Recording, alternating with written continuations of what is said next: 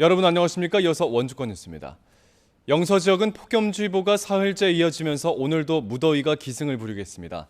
낮 최고 기온은 영월이 34도, 원주 32도, 횡성과 평창이 33도로 어제보다 2도에서 3도가량이 낮겠습니다.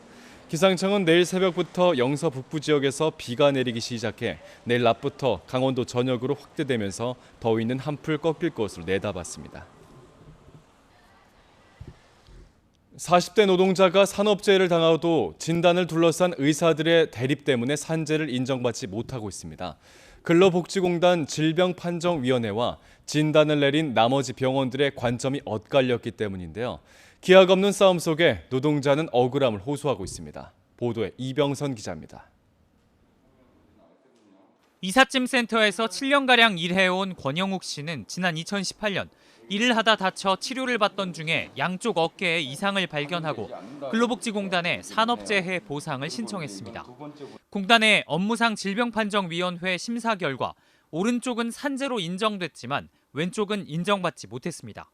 권 씨가 제출한 병의 증상이 왼쪽에서는 발견되지 않았다는 게 이유였습니다.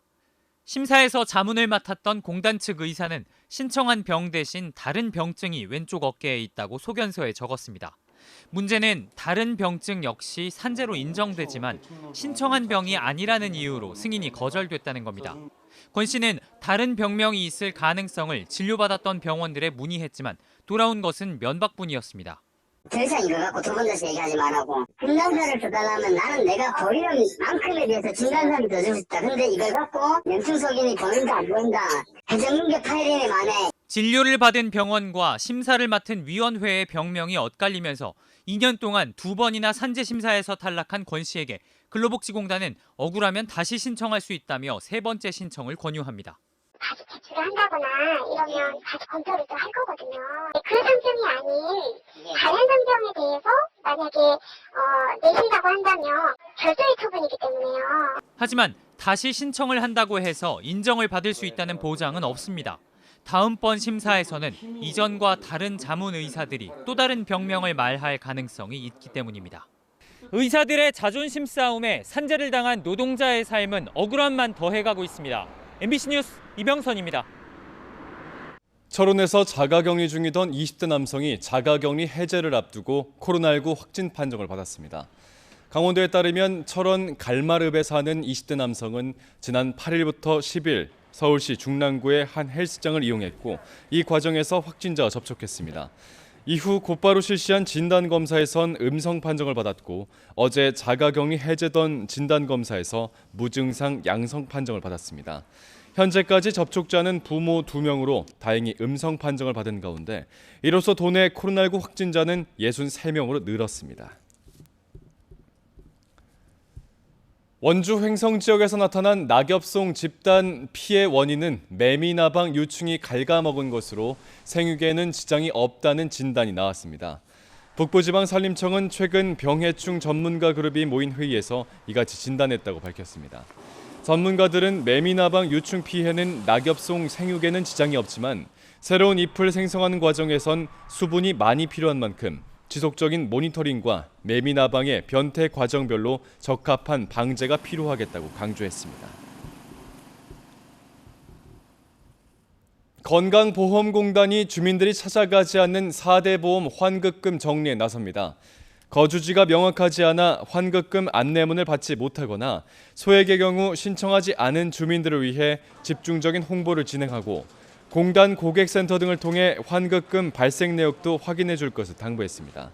다만 환급금 지급 과정에서 계좌 정보, 이메일 정보, ATM 이용을 절대 요청하지 않는다며 보이스피싱에 주의해달라고 덧붙였습니다. 평창군이 고품질 쌀 생산을 위한 지원 사업을 추진합니다. 올해 초 농가에 벼 용모용 종합방제 약재를 지원한 데 이어 잡초 방지 효과가 있는 우렁이 2,800kg을 공급하고 병해충 발생 지역에 토양 개량제도 지원합니다. 평창군 쌀 연구회에 고품질의 신동진벼 최종포를 설치해 농가에 우수종자도 공급하겠다는 계획입니다. 영월군이 6급 이하 공무원들의 애로사항과 건의사항을 접수해 정책에 반영토록 했습니다. 최명서 영월군수는 오늘까지 3차례에 걸쳐 6급 이하 실무 담당 공무원들의 조직 생활에서의 어려운 점을 듣고 수직적인 문화 개선을 위한 정책을 세우겠다고 밝혔습니다. 횡성군이 구제역 예방을 위해 다음 달 15일까지 구제역 백신 수시 접종 기간을 운영합니다.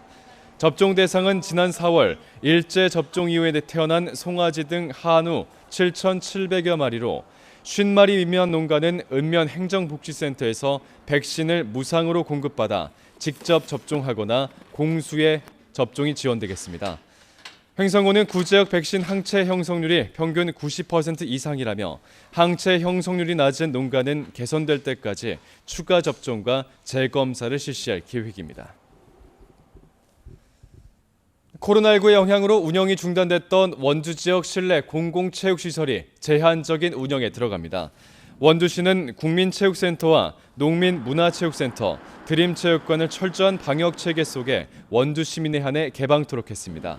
3개 시설 모두 거리 두기를 위해 시간제, 선착순 입장제가 적용되며 사용자는 반드시 불가피한 경우를 제외하곤 항상 마스크를 착용해야 하겠습니다.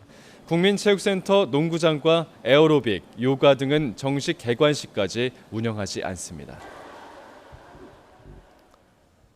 뉴스를 마칩니다. 고맙습니다.